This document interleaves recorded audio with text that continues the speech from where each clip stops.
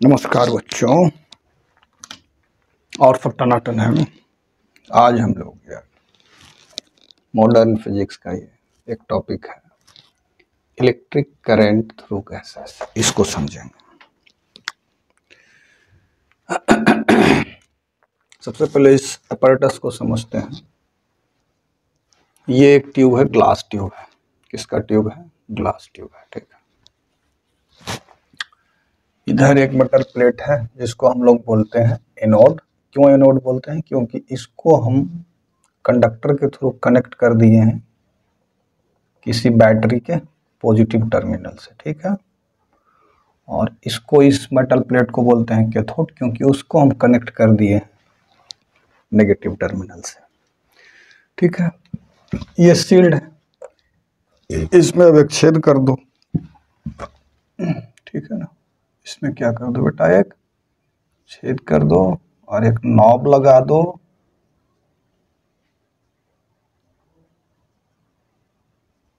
ठीक है। इसकी मदद से हम इसके अंदर का जो भी गैस है उसको बाहर निकाल सकते हैं, दूसरा गैस फिल कर सकते हैं, पहला। दूसरा, इसकी मदद से हम इसमें प्रेशर को घटा या बढ़ा कर सकते हैं। इसको कनेक्ट कर दो वैक्यूम पंप से। तो बात समझ में आ रही है? तो यहाँ अंदर के प्रेशर को हम लोग कंट्रोल कर सकते हैं। यहाँ ये दोनों एंड के बीच जो हम इलेक्ट्रिकल पोटेंशियल अप्लाई कर रहे हैं उसको कंट्रोल कर सकते हैं इस बैटरी की मदद से, ठीक है। ये हमारा कंप्लीट अपैरेटस का एक्सप्लेनेशन हो गया। इसको एनोड बोलेंगे जो बैटरी पॉजिटिव टर्मिनल के साथ कनेक्टेड, इसको कैथोड बोलेंगे। चलिए, ठीक है, ठीक है। अब सबसे पहले समझते हैं कि इसके अंदर है क्या। चलो मान लेते हैं कि कोई मॉलिक्यूल्स है। कौन सा मॉलिक्यूल्स है? एक्स मान लो। क्या है बेटा? इसके अंदर खाली एक्स भरा हुआ है। क्या भरा हुआ है बेटा? एक्स। एक्स क्या है? गैसियस मॉलिक्यूल्स है। बात समझ में आ रही है? इसमें भरा हुआ है, खचाखच होगा ही, भरा हुआ होगा, ऐसा थोड़ा ही ना। ये भरा हुआ है इसके अंदर। हम लोगों ने क्या किया कि certain high value of electrical potential इसके बीच में अप्लाई किया। ये एक्सपेरिमेंट हो रहा है, कोनो मैथमेटिक्स नहीं चल रहा है। दिस इज एन एक्सपेरिमेंट, ठीक है। और प्रेशर को भी एडजस्ट करना शुरू किया। यहाँ पोटेंशियल को बढ़ा रहे हैं, प्रेशर को घटा रहे हैं, घटा रहे हैं, घटा रहे हैं, ठीक है। At certain value of pressure and at certain value of electrical potential applied across these plates, we find that a sparking occurs in this tube. इसको ट्यूब ही बोलेंगे ना। इसका लेंथ लगभग 30 सेंटीमीटर होता है, मार्केट में मिल जाता है, खरीद सकते हैं। और इसका जो डायमीटर होता है वो लगभग 3-4 सेंटीमीटर के लगभग होता है, ठीक है। तो at certain potential and at certain pressure, suppose pressure क्या है बेटा? P1 है। इसमें क्या है? P1 है। ये वोल्टेज V है, V1 मान लेना, V1 है। इस पर क्या हुआ? इसमें स्पार्किंग शुरू हो गया। लेकिन स्पार्किंग जो है जिगजैग है, जैसे बिजली कड़कता है ना, वैसे ही ये स्पार्किंग इसके अंदर शुरू हो गया। तो पहला पॉइंट आता है कि sparking potential is defined as the potential at which electric sparks occurs inside the tube is called sparking potential। इसका जो पाथ होगा स्पार्किंग का वो जिगजैग होता है, मतलब इरेगुलर शेप्स का होता है। अब हमारा पर्पस क्या है? जैसा कि ये टॉपिक है इलेक्ट्रिक करंट थ्रू गैसेस। इस गैस के थ्रू क्या हम इलेक्ट्रिक करंट पास करवा सकते हैं? इलेक्ट्रिक करंट अगर पास करेगा तो ऐसे करेगा, ऐसा ही करेगा ना। इसके लिए क्या चाहिए हमको? यहाँ तो चलो हमने कंडक्टर से कनेक्ट कर दिया, यहाँ पॉजिटिव प्लेट, यहाँ नेगेटिव प्लेट। इसमें कैसे, यहाँ पर में कौन रिस्पॉन्ड करेगा इस इलेक्ट्रिक फील्ड को? ये जो हम अप्लाई किए हैं यहाँ इलेक्ट्रिक पोटेंशियल को, कौन रिस्पॉन्ड करेगा? इसको रिस्पॉन्ड एक ही चीज करता है, चार्ज पार्टिकल्स। बात समझिएगा। इसके थ्रू इलेक्ट्रिक करंट अगर हमको पास करवाना है, यहाँ बीच में क्या है? गैस है। कितना, लगभग 30 सेंटीमीटर का ये गैप है दोनों प्लेट्स के बीच में। तो यह पहला तो ये तरीका है कि इन दोनों के बीच जितना हाई इलेक्ट्रिक पोटेंशियल हम अप्लाई कर दें कि ये गैस जो है क्या कर जाए, ब्रेक कर जाए। ब्रेक कर जाए कहने का मतलब ये ब्रेक कर जाए, गैस का ब्रेक डाउन हो जाए और ये गैस कैसा बन जाए, कंडक्टिंग बन जाए। लेकिन उतना हाई पोटेंशियल हम लोग अप्लाई कर नहीं सकते हैं, तो हम लोग क्या करते हैं कि प्रेशर को भी घटाते हैं, वोल्टेज को भी घटाते हैं, सॉरी बढ़ाते हैं। अगर हम किसी मेथड से इसके अंदर ये जो एक्स मॉलिक्यूल्स है, एक्स जो है गैस, वो एक्स हो सकता है CO2 हो सकता है H2O हो सकता है हीलियम हो सकता है कुछ और गैस हो, कोई भी गैस हो सकता है, वो एक्स के जगह पर कुछ भी हो सकता है बेटा, जो आप उसमें घुसेड़ दिए इस ट्यूब में वही हो गया। तो अगर हम ऐसा कुछ मेथड लगा दें कि इसके अंदर कंटिन्यूअसली क्या प्रोड्यूस होता रहे, आयंस प्रोड्यूस होते रहे, क्या प्रोड्यूस होते रहे, आयंस प्रोड्यूस होते रहे, तो आयंस तो रेस्पॉन्ड करेगा इस इलेक्ट्रिक फील्ड को। अगर पॉजिटिव आयंस है तो ये इधर अट्रैक्ट होगा, अगर नेगेटिव आयंस है तो ये इधर अट्रैक्ट होगा इसके क्रॉस। चूंकि ये हाई पोटेंशियल पर है, ये लो पोटेंशियल पर। पॉजिटिव चार्ज लो पोटेंशियल से हाई पोटेंशियल की तरफ जाएगा, sorry positive charge high potential से लो पोटेंशियल की तरफ जाएगा और नेगेटिव चार्ज लो पोटेंशियल से हाई पोटेंशियल की तरफ जाएगा। लेकिन अब सवाल ये उठता है कि ये करेंगे कैसे? तो उसका एक तरीका यही है कि हाई पोटेंशियल अप्लाई कर दो, प्रेशर को लो करो। बात समझ में आ रहा है? नहीं आ रहा? दूसरा एक तरीका यह भी हो सकता था कि इसके ऊपर में हम लाइट, इसके ऊपर में लाइट पढ़ाते या फिर इसको हीट करते, थर्मियोनिक इमिशन फेनोमेना होता, तो यहाँ से इलेक्ट्रॉन क्या होता, प्रोड्यूस होता, तो भी एक पाथ सेटअप हो सकता था जो कि रिस्पॉन्ड करता किसको, इस इलेक्ट्रिक फील्ड को। चार्ज्ड पार्टिकल्स होना चाहिए to respond this applied electric potential to starts the flow of electric current through this battery. अब होता क्या है कि स्पार्किंग अगर जब करता है, स्पार्किंग कब अगर करता है, जब इसका सर्टेन हाई पोटेंशियल हो, यहाँ प्रेशर कुछ रखें P1, तो स्पार्किंग होने लगता है। अगर हम उस पोटेंशियल को यहाँ कांस्टेंट रखें या फिर प्रेशर को और घटाएं, तो हम लोग पाते हैं क्या, ये एक्सपेरिमेंटली पाया जा रहा है, पाते हैं क्या कि वो जो जिगजैग जो स्पार्क हो रहा था वो स्ट्रेट हो जाता है, एक लाइन हो जाता है, और यहाँ एनोड से शुरू होकर के कहाँ तक जाता है वो ग्लो, कैथोड तक जाता है।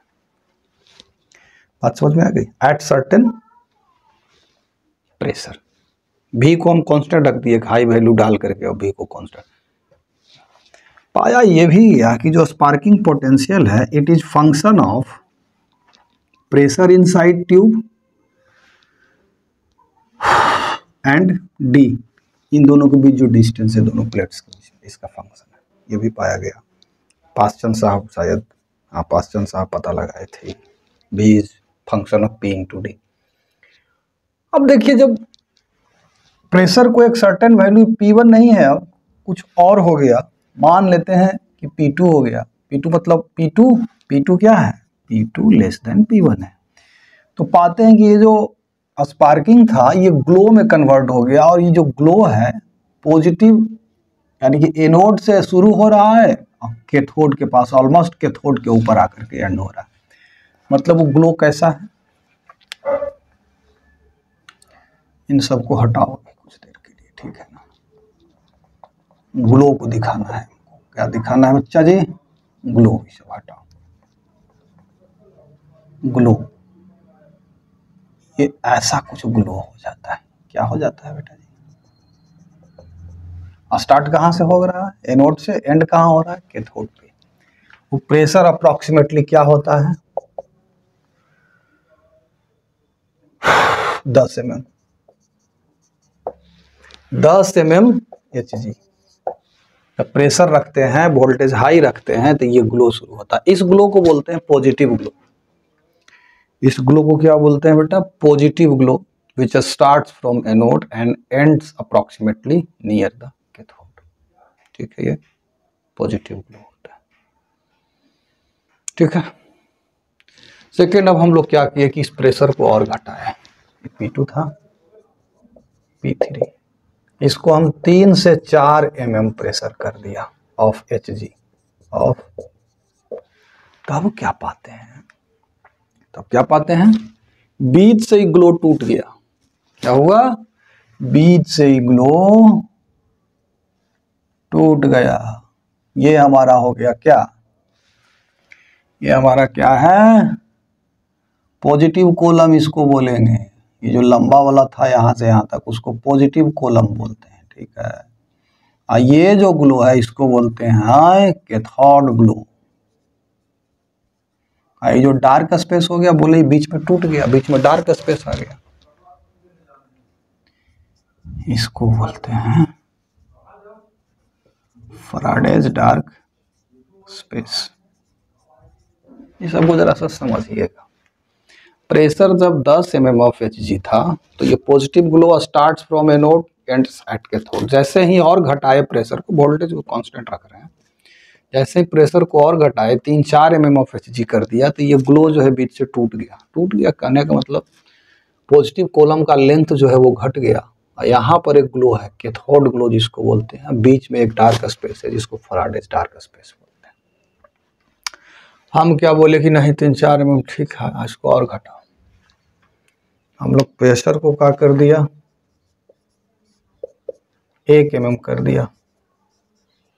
तब पता है क्या हुआ, ये कैथोड ग्लो जो है ये शिफ्ट कर गया आगे। कहने का मतलब है ये जो कैथोड से शुरू हो रहा था, कैथोड से शुरू नहीं होकर के बेटा ये आगे शिफ्ट कर गया। ये डार्क स्पेस है ले, ये वाला डार्क स्पेस है ले, लेकिन ये आगे थोड़ा सा शिफ्ट कर गया। ये फैराडेज डार्क स्पेस, ये हमारा कैथोड ग्लो यहाँ चमक रहा है, ये पॉजिटिव कॉलम ये यहाँ चमक रहा है, ये बीच में फिर से वो स्पेस आ गया। इसको बोलते हैं क्रूक्स डार्क स्पेस। सबको समझते चलिए। प्रेशर कितना है, 1 mm ऑफ Hg। फिर प्रेशर को घटाया, इसको हम 0.1 mm ऑफ Hg मान लेते हैं और घटाया प्रेशर को। तब क्या पाते हैं, एट सर्टेन प्रेशर क्या होता है कि ये जो पॉजिटिव कॉलम है हमारा, ये जो पॉजिटिव कॉलम है ये तो और आगे शिफ्ट किया। ये जो क्रूक्स डार्क स्पेस है थोड़ा सा और लंबा हुआ, ये फैराडेज डार्क स्पेस भी लंबा हुआ। ये पॉजिटिव कॉलम में कुछ फिनोमेनन होने लगा। ये positive column is now not start from this but this, but ये ब्रेक कर गया छोटा छोटा स्ट्रिप में। कैसा में ब्रेक कर गया, ये ऐसा बीच में फिर डार्क स्पेस, बीच में फिर डार्क स्पेस, इस तरह से छोटा छोटा कॉलम में ही ब्रेक कर गया। बीच में डार्क, बीच में डार्क, बीच में डार्क, मतलब glow dark, glow dark, glow dark, glow dark, इस तरह से ब्रेक कर गया है 0.1 mm ऑफ Hg। ये फेनोमेना हमारा डिस्चार्ज ट्यूब में हुआ। कौन सा फेनोमेनन हुआ, ये फेनोमेनन हुआ, ठीक है, ठीक है।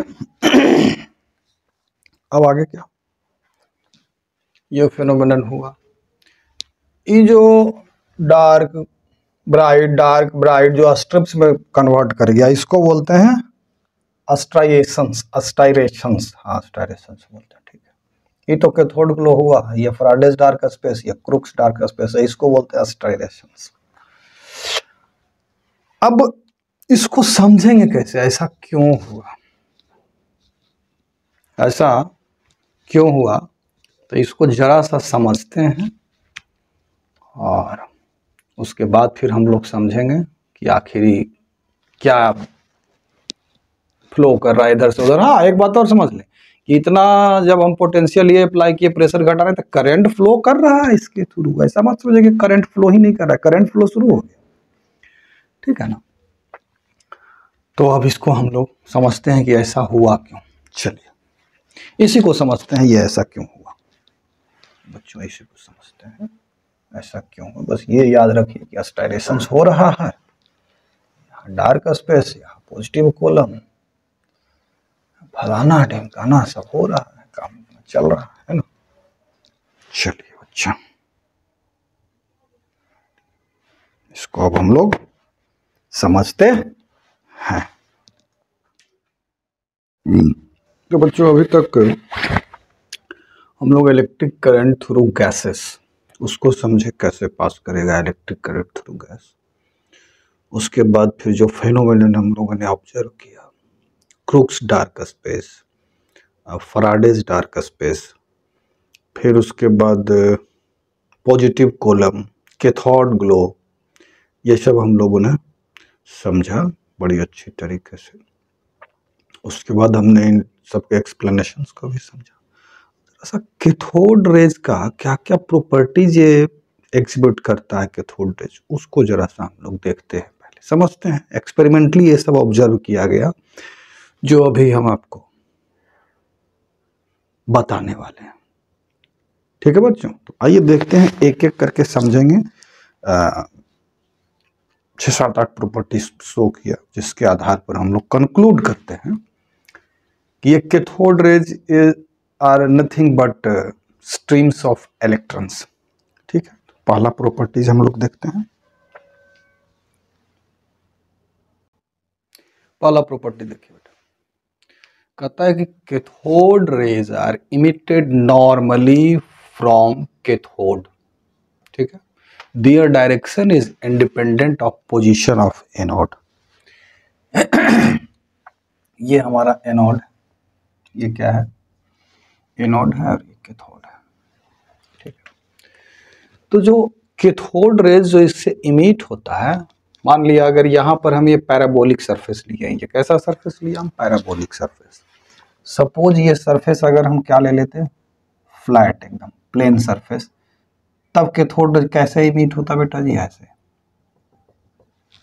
कैसे इमिट होता है, ऐसे। अगर हम यहाँ पर मैं ये कॉन्वेक्स सरफेस ले लेते हैं, तब कैथोड रेज कैसे इमिट होता है, इसके ऊपर ये हमेशा क्या रहेगा बेटा, नॉर्मल रहेगा।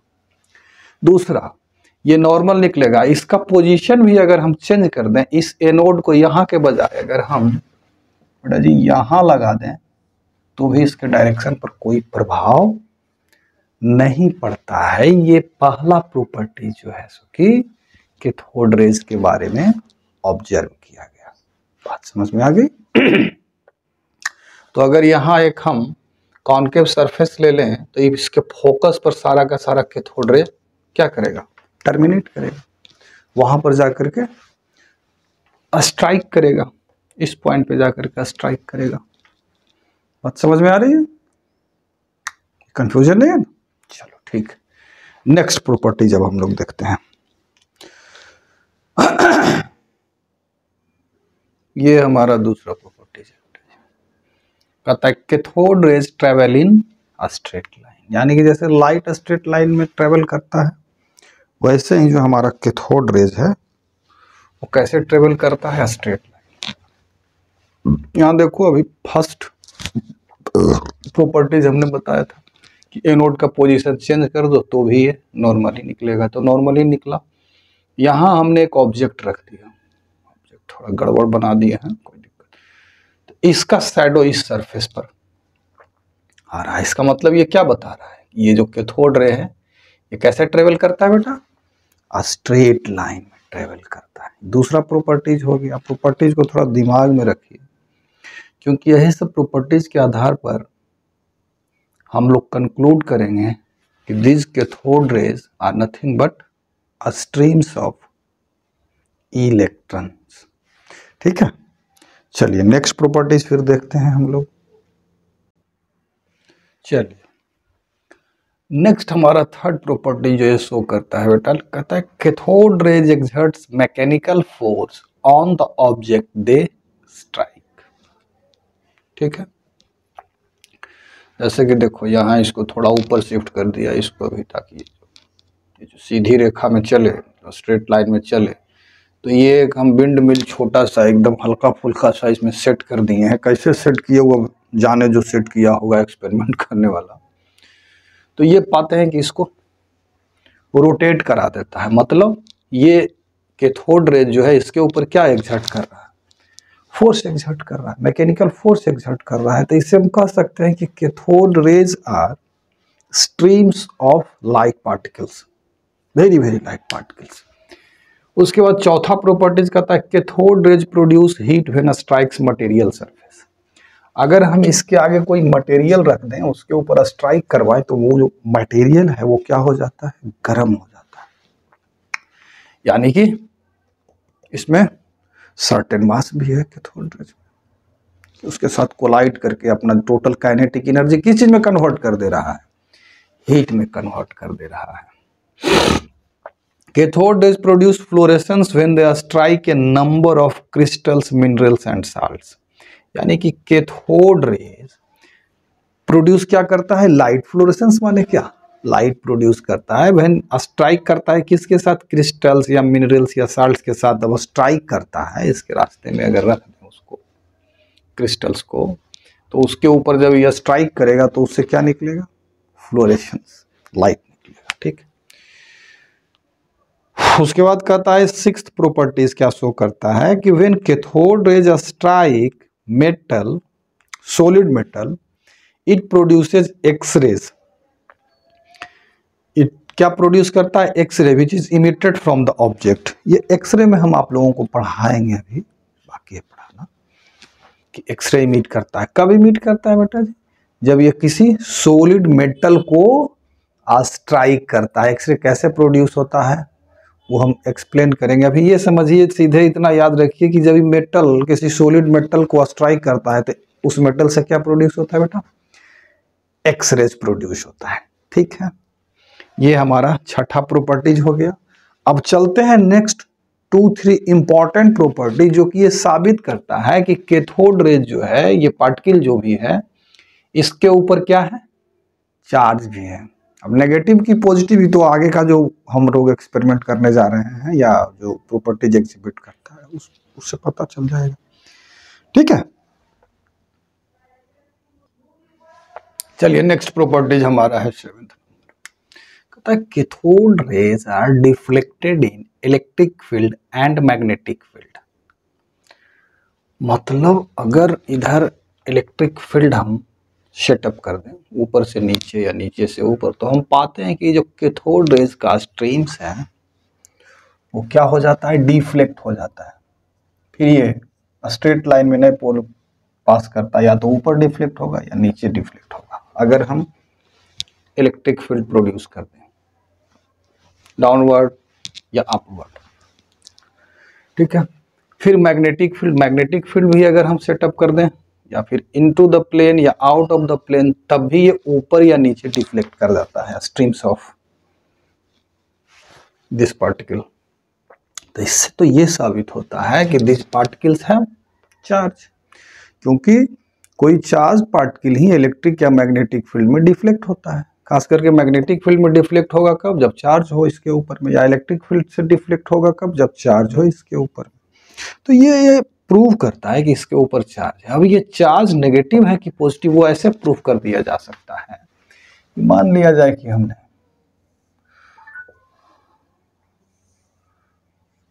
ये 2 प्लेट लगा दिया, इसके ऊपर नेगेटिव पोटेंशियल, इसके ऊपर सॉरी ऊपर पॉजिटिव नीचे नेगेटिव, तो फील्ड कैसे प्रोड्यूस होगा, ऐसे। फील्ड का डायरेक्शन क्या हो जाएगा, ऐसे डाउनवर्ड हो जाएगा, ऐसे होगा ना।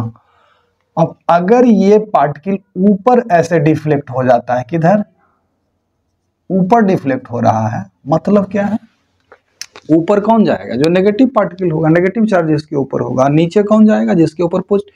तो ऊपर अगर डिफ्लेक्ट हो रहा है तो एक्सपेरिमेंटली पाया गया कि ये सही में ऊपर ही डिफ्लेक्ट हो रहा है, मतलब इन पार्टिकल्स के ऊपर कैसा चार्ज है, नेगेटिव चार्ज है। फिर इसको और कंफर्म हो गए जब हमने इसके अराउंड एक मैग्नेटिक फील्ड लगा दिया। मेथड जो भी हो, अंदर मान लिया जाए कि लगा दिया, तो याद कीजिए Q V क्रॉस B, तो पॉजिटिव चार्ज ऊपर जाता, तो नेगेटिव चार्ज है तो किधर डिफ्लेक्ट होने लगा, फिर नीचे डिफ्लेक्ट होने लगा। जब मैग्नेटिक फील्ड हम इसमें सेटअप कर दिए तो किधर डिफ्लेक्ट होने लगा बेटा। यानी कि इस तरह से हम लोग इसके ऊपर साइन ऑफ चार्ज भी पता लगा लिए और इसके ऊपर चार्ज है ये भी पता लगा लिए। ठीक है। नेक्स्ट कहता है कि cathode rays can penetrate thin foils of metals, pass कर जाता है thin foils of metals. Cathode rays affect photographic plates, affect करता है फोटोग्राफिक प्लेट्स को भी। Cathode rays ionise the gases through which it passes, तो प्रीवियस में भी हम एक्सप्लेन कर ही रहे थे इलेक्ट्रिक करंट थ्रू गैसेस के केस में। कैथोड रेज जब गैस से पास करता है तो गैसेस मोलिक्यूल्स जो है डिस्चार्ज ट्यूब में उसको क्या करता है, आयोनाइज करता है। तो ये सब प्रॉपर्टीज को अगर हम दिमाग में रखें तो एक ही सबका एक्सप्लेनेशन फिट बैठता है। कब, जब हम इन कैथोड रोज को रेज को nothing but streams of electrons मान लें। ये क्या है, इलेक्ट्रॉन्स का स्ट्रीम है, धारा है। इलेक्ट्रॉन्स का क्या है, बहुत सारा इलेक्ट्रॉन्स टन टनाटन इधर भागल जा रहा है एनोड की तरफ। अगर ये मान के चलें तो ये जितना भी अभी प्रॉपर्टीज एग्जिबिट किया गया है वो उसको बल देता है। वो उसको क्या करता है कि हाँ कैथोड रेज यानी स्ट्रीम्स ऑफ इलेक्ट्रॉन्स है। बात समझ में आ रहा है। इसके आगे हम लोग अभी चर्चा करेंगे, ध्यान में रखिएगा। E/m रेशियो फिर निकाला गया, कैसे निकाला गया इसको एक्सप्लेन करेंगे। फिर इसके ऊपर में चार्ज कितना है ये भी निकाला गया, ठीक है। यहाँ Q/m कह दो तो बेहतर होगा, यहाँ Q कह दो। चार्ज कितना निकला इस पार्टिकल के ऊपर वो भी बताएंगे, और चार्ज बाई मास रेशियो इसका कितना निकला वो भी बताएंगे। जब चार्ज निकल गया तो इसका मास भी निकल गया। ये मिल्टन वाइल ड्रॉप एक्सपेरिमेंट टनाटन सिंपल सा है, एक्सप्लेन कर देंगे नेक्स्ट क्लास में। मिल्टन वाइल ड्रॉप क्या एक्सपेरिमेंट्स है ना, चल रहा है ना, चल रहा है, ठीक है। और ये तो इसी में से, इसी एक्सपेरिमेंट में से कुछ सेटअप हम कर दिया ऐसा Q/m का रेशियो। तो ये हम लोग नेक्स्ट क्लास में डिस्कस करेंगे, टेंशन वाला कोनो बात नहीं है। अभी के लिए बस इतना ही, तब तक इसको ज़रा ध्यान से दिमाग में रख लीजिए। खाली इस पर कोई न्यूमेरिकल नहीं आने वाला है, हाँ लेकिन एग्ज़ाम में आ जाता है, 11th-12th वाला एग्ज़ाम में आ जाता है, उस पर ध्यान रखिएगा और आराम आराम से पढ़िए। एकदम टेंशन वाला कोनो बात नहीं है, ब्रेन में टेंशन नहीं लेना, ठीक है। चलिए बच्चों।